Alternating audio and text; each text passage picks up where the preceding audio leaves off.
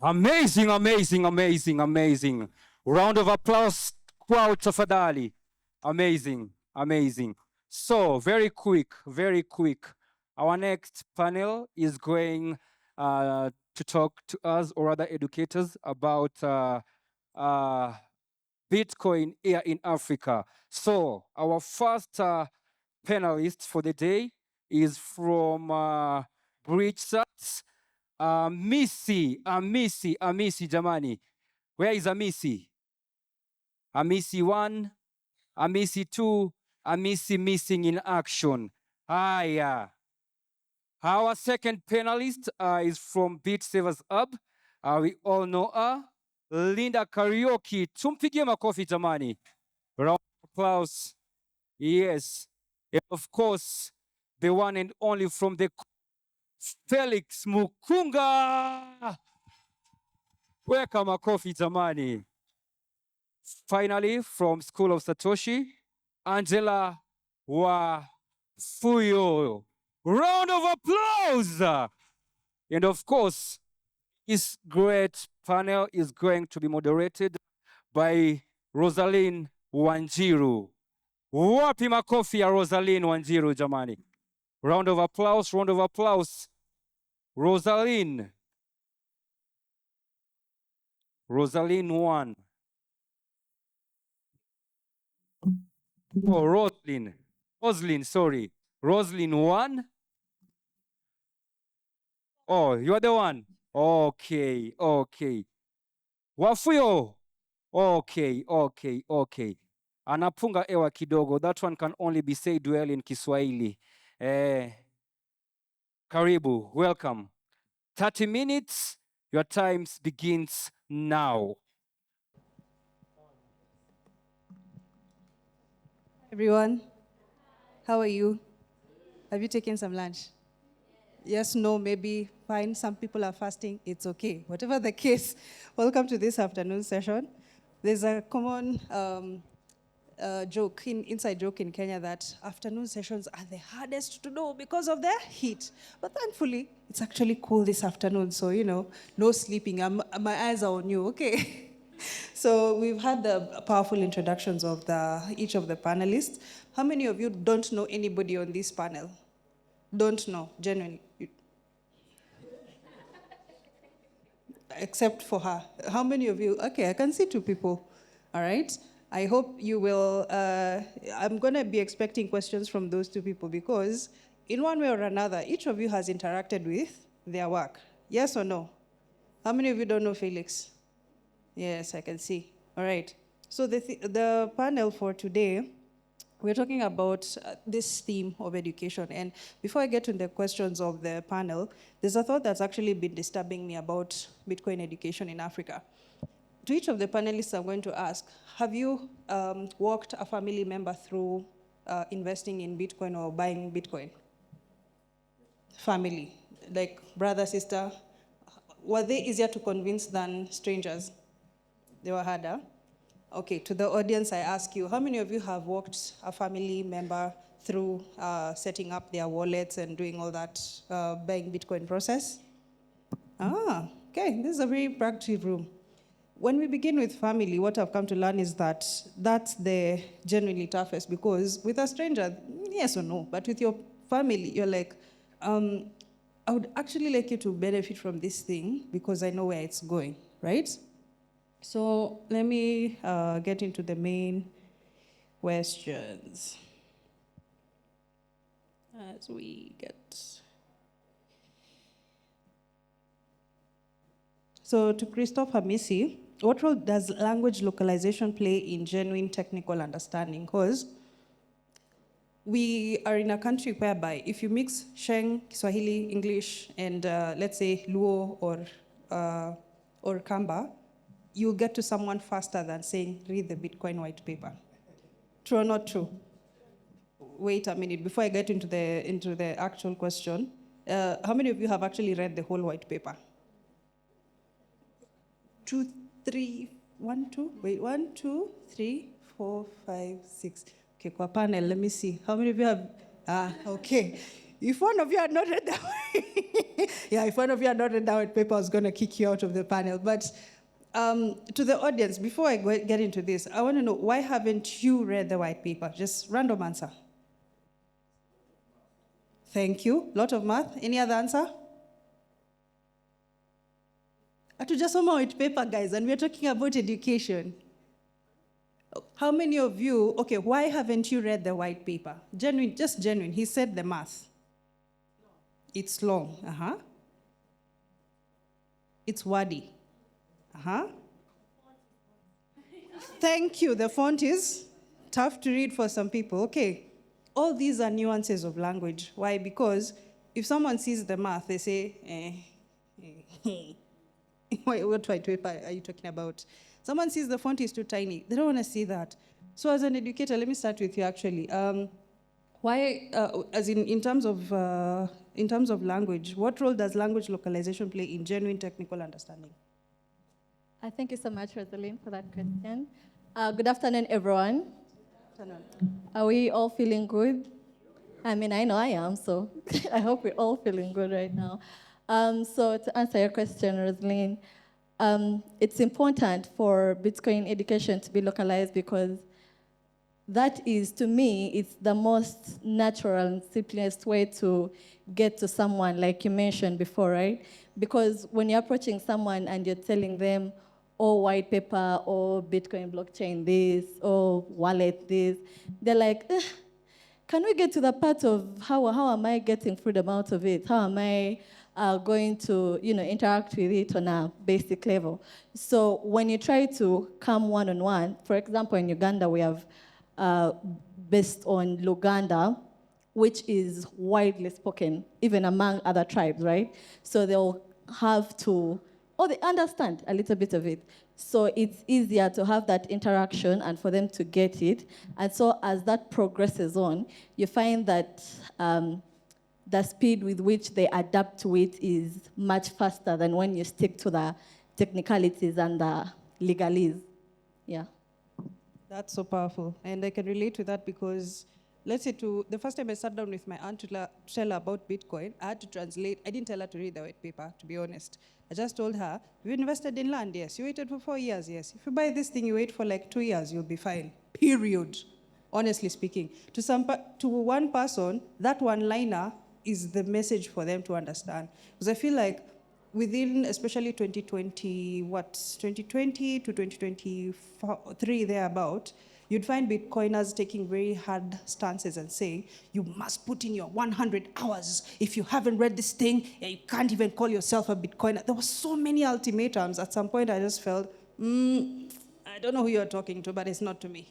Okay, so because when we come back to our communities, how are you going to tell somebody to read Bitcoin paper 100 hours in Luganda? How? Okay, Linda, to you. How do we transition a student from a listener to a self-sovereign user? Okay, I'll give a story. Some of us might have heard this story, so it's going to be boring. But I promise we are getting somewhere. Please, bore us. Okay. Bore me, okay, bore me. Okay, thank you. At first, I didn't even know much about Bitcoin. I got to know about Bitcoin because I was jobless, and I had to look for a gig and get paid in Bitcoin. And that was because PayPal had frozen 2 of my accounts with money, and it was survival money. Honestly, I was so done with them. So fast forward, I learned about Bitcoin. I host a Trezor Academy. I start some sats. And in 2024, we have this Bitcoin hitting 70K. Now, that day that Bitcoin hit 70K, I was at the Embassy of Finland. I had gotten a scholarship. And my scholarship, my visa was 200 USD. The last amount I had, when I checked my balance, my money had appreciated by that 200 margin. My goodness. That was the first time I realized this is something, because that was 4 months ago, I was really struggling as a young person in Kenya, as a youth, as a Gen Z. I was really struggling back then. So that really even made me question so many things. Do we have a money market fund, a bond, a stock, or anything that can amount to that? The answer, we all know the answer. The answer is No, we don't have that. So, how do I make my student transition from just a learner to a self-sovereign user? I always reference to that. And you mentioned that when we try like teaching our family members about Bitcoin, it's the hardest to they are the hardest people to actually even convince. Last year, Bitcoin hit 100. Those that bought Bitcoin in 2020, 2024, when Bitcoin was 40K, that shows if you were stacking sats, your balance doubled. So I remember my parents were saving up to something, and my mom was really complaining, we fixed this money in this bank, we are not seeing good things. I don't know what. I told her, do you know my money doubled like yesterday? She was like, my goodness, I'm getting a wallet today. That was the first time she believed in Bitcoin. So aside from that, how do we transition this person from just learning to being a self-sovereign user? I would say Bitcoin is a mindset to me. I think Bitcoin will make you think about freedom, like experience freedom firsthand. And I know we've not been having very nice experiences with Bitcoin right now, especially in this year, but I always challenge my peers. Can you think outside the box? I don't want to sound like a motivational speaker, but as a young person, and everyone generally, Bitcoin makes you think internationally. I've worked with NGOs, and we've had to send money outside the borders. And were it not for Bitcoin, it would have been so very difficult to send the money. Is the volatility there? Yes. Is the are we having issues spending the Bitcoin? It's okay, but the solution that Bitcoin is solving, we have the borderlessness, that is one. Number two, I've heard people saying about PayPal being like limited. I've sent someone money in Malawi via Western Union, and they were told to declare what they did for that money to show up. I mean, no one is going to question you when you're using Bitcoin. So let's communicate the ethos of Bitcoin. Volatility is there, yes, but can you move money around easily via Lightning Network? Guaranteed. At least that's something you should believe in. Secondly, we have a problem maybe with moving money using Western Union, like proving where this money has come from. I don't think there's anyone who was told to account for their Bitcoin. Maybe the verse will get us there. I'm really waiting to see what will happen. But just understand the ethos. Yeah. That's so powerful. Thank you. And yes, audience, please. That's honestly worth appreciating. How many of you have, what is it? How many of you gone from this point of, what is Bitcoin to? I got me something to do. How many of you have had that experience? I believe that experience is the honest game changer, because the white paper, honestly, you don't wake up connecting to it. You don't wake up dreaming about it. I believe the early founders, builders could do that. They were creating something that didn't exist, honestly. But outside of their circle, for us, it's honestly something in your life transforming. You didn't have cash to buy even food. You're able to buy that meal. You're able to buy that meal for someone else. You're able to pay for someone's fare, someone's rent. You're able to take someone's dream forward, someone's fee. I believe the power of your story is actually translating that I've had a chance to do something, and even my family sees that, hey, this thing is real. We are actually we're the biggest, we're the biggest point of impact. It's you, it's me, as in, I can't be in your life to tell your mom, you're there, okay? So over to you, Felix. How do you explain, this story of private keys? Because I'll admit, I took about 3 years before I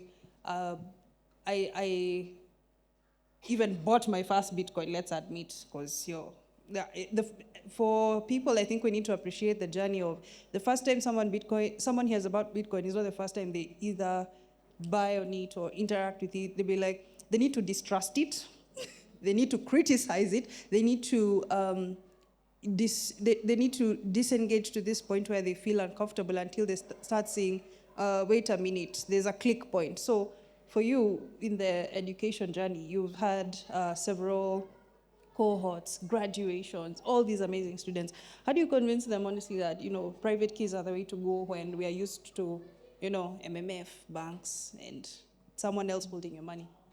All right, thank you for the amazing question. The whole thing about teaching Bitcoin, you're teaching freedom. There is no freedom with custodial solutions. So most of the people, when they hear Bitcoin education, they think it ends on telling people about history of money, evolution of money, and then they always come up with arguments. We need to do this for Bitcoin to be adopted fast. But the person who graduates from a quality Bitcoin education, they understand when to use custodial service and why they need to understand self-custody. So you will find somebody using custodial solutions, Bitcoin wallets for day-to-day activities. But in essence, I've had students that we've done P2P transaction on self-custody right after they graduate. And not one, not two, several from different cohorts. So you have to teach people about freedom in the sense that what do you totally own if not Bitcoin properly in self-custody? It's nothing. Even our thoughts, at some point, we don't own our thoughts, especially if you share your thoughts. You don't own it anymore.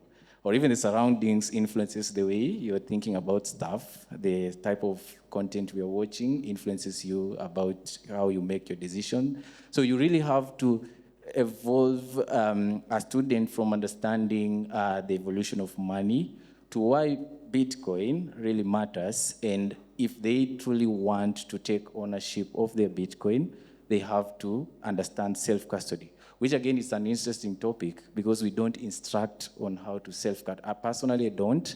We recommend. We are not financial advisors at this point because we don't understand the point of regulation. So I'll recommend someone will say, keep your private keys here, there, stamp on a metal plate. But then my work as an educator is to make you make a self-conscious decision on how you decide on the way to handle self-custody. Because again, how many Bitcoins will never be accessed? Probably 3 to 4 million BTC. Yeah. And they are going to have those situations in years to come, because as a Bitcoiner, you're practically usually excited to see people download wallets. We've seen workshops where people are sent Bitcoin on a self-custody, and you're looking at the person leading the workshop. They're not really telling people much more on how to really safe keep their seed phrases. They're not overemphasizing on that bit of the story. And sometimes, even as an educator, you're worried because if Blink doesn't work, Felix. If Tando doesn't work, Felix. And all of this comes to our way. So usually you're worried about speaking about self-custody in the sense that you're leaving bits of important information on having people to understand, but you're overemphasizing that if you're in Bitcoin, but you don't really know how you are interacting with it in relation to freedom, then you truly don't have the freedom even as you're participating in the Bitcoin network. So the topic tends towards understanding why Bitcoin and total ownership, and that's how you find naturally students that have gone through the programs, they find themselves knowing when to use what type of wallet in what situation. Wow, that's actually so powerful. What type of wallet in what situation? For me, there's a lot of education I was able to summarize because of Tando. Like, just install this app and then you can pay for this, like, period. I don't have to tell you, open a wallet, put in your account information, verify your account, do KYC, then put in the money, then do this, then all those steps cut down. Thanks to? Oh, I thought you guys forgot the name. I wasn't hearing it nicely from out here. So we have about 10 minutes to go, and I'd like to ask the audience at this point, what do you feel is missing in the Bitcoin education space in Africa? What do you feel is genuinely missing? From the audience? Yes. Simpler tools. As Felix mentioned, he's really on pay. This panel is actually on that aspect of communication. So please, if you feel like you need to deliver your message in another language, there is someone here on this panel who can translate. Is that okay? No, but he really emphasized on private keys and self-custody. But I think one thing that he's missing is it's so hard.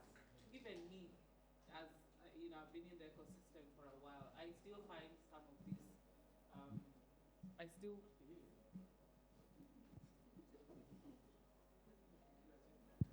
yeah, I still find some of these self-custody products very hard to use. And that's a design problem because I think Tando will always be, an example I give when I say simplicity. Like, we are still lacking a lot of products that are very simple to use. And, all that steps.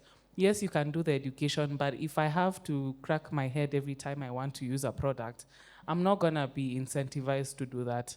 Yes, I want to gain my small money, but if you're going to stress me out, then niache. Um, and I think that's something we can challenge ourselves to maybe work on, especially the developers, to work with the designers as well to create products that are simpler. I don't know if someone please just work on something. So Your that- point is really home. Trust me, I know. Yeah, I know what you mean. Yeah. I love to just respond to that. And that's why I said the topic of self-custody, you have to be careful with the way you're handling it, because you will talk about where the Bitcoin price is going if we get to 50% adoption. And, you've convinced somebody that in the next 10 years, the value of Bitcoin in this place, they'll take $10,000, $100,000 and put in Bitcoin, and they are thinking about the future of it. But I think also what the Fedimint protocol is doing, it might probably be the future of custody. It might not be directly self-custody, it might be a community custody. So I think solutions like Fedimint, they are going to really help with what Sharon is talking about. Again, some people have a hard time to trust themselves with 100 Bitcoin on self-custody. A lot of people actually, they will not write these seed phrases on a piece of paper. They're wondering, I can't trust myself. So I believe Fedimint protocol is really, probably might be the future of self-custody. You don't have to trust yourself, but the community, or even the few friends of you who they can handle a node which runs the Fedimint protocol. That would be good. So you might not be the one to really worry about the seed phrases. So like she said, developers should also work on that. And I think they are already. And again, that's the beauty of Bitcoin. Unlike gold, which is just a rock staying there, it can always have an opportunity to evolve to a better tool to serve everybody. As we say, Bitcoin is for everyone. All right, so that brings me to the money aspect. Who is funding simplicity?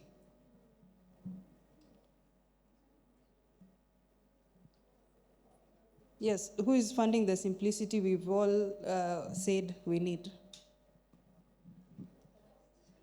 Please.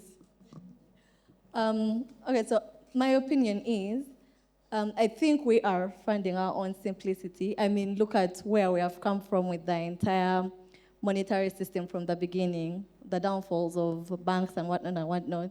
And then, thank God for Tando that happened. Thank God for wallets like Blink and all Machankura, all these other innovations that have come along because of people that have interacted with the system and seen the hurdles that we have to go through and say, why not work on this and make it simple for everyone else? So as they're making it simple for them, as an innovation, they are serving all of us, right? So it's us who have to work on our own simplicity because no one is coming to save us. At the end of the day, it's just us. So yeah. I love that. Let me ask in the audience real quick. How many of you are actively doing Bitcoin education? 1, 2, 3, 4, maybe a quarter of the room. Okay. How many of you active Bitcoin education? I mean, you're doing articles, videos, write-ups, podcasts, the whole 9 yards. How many of you? 1, 2, 3, 4, 5? Okay, let's say, 5% of the room? Okay. Do you feel like you've engaged those insights and practical pointers? Have you picked a practical pointer from the panel? If you're doing practical education? I'm looking at you. You're looking at me. Yes, okay. You have a question? Okay, no. So we're trying to wrap up the panel, and I think the money bit is something that we need to be able to think about constructively, but something so powerful you said, we're the ones doing it, right?